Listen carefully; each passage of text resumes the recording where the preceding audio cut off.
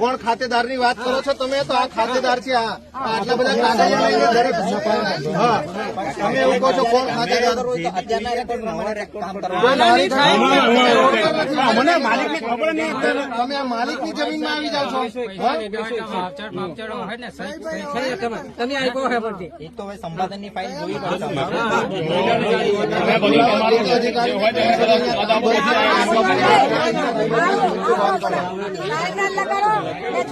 અમે અહીંથી જવાના નથી.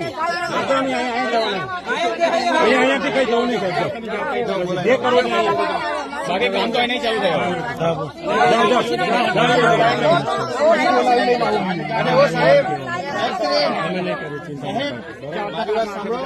પેલી બાજુ જે કામ ચાલુ છે એ પણ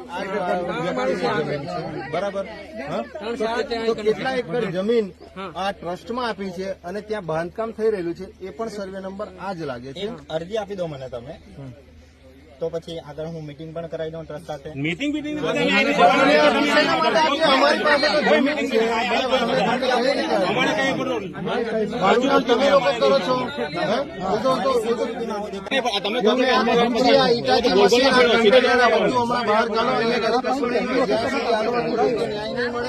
આ લોકોએ કોઈ વળતર નથી લીધું. સાહેબ 1 ફૂટ જમીન નથી. 3 થી 3.5 એકર નો નંબર છે.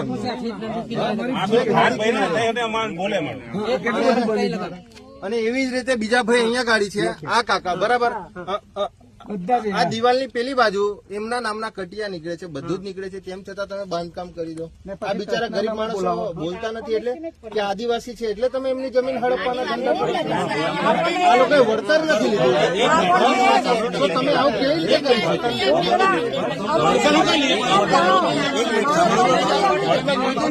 દાદીની ઉંમર તો જો તમે 80-85 વર્ષની ઉંમર. તમારો આ ટેમ ના ત્યાર પહેલાનો આમનો જન્મ થયો છે. કામ ચાલુ કરવાનું હોય ને એ પેલા અમે લેન્ડ રેકોર્ડ ચેક કરીએ. ઓનલાઈન 7/12 જે બી મળતું હોય તો પેલા અમે ઓનલાઈન રેકોર્ડ બનાવીને ચેક કરવાનો મતલબ નથી ને. પહેલાના રેકોર્ડ છે એ પહેલાના રેકોર્ડ કેવી રીતના એમના તમારા નામે અમારો રેકોર્ડ છે બધા ખોટા. હા એમ અમની પાસે જૂના પુરાવા છે. બધા ડેટા ઉડાવી દીધા છે. ઓનલાઈનમાં શું ના થાય? જે કરવું હોય તે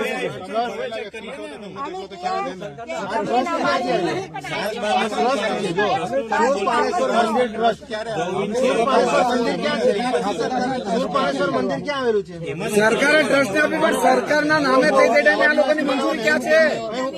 સંપાદન વખતે આ લોકોએ મંજૂરી નથી આપી ને સાહેબ. ટ્રસ્ટને આપી દો પછી એ જ કહું છું ને.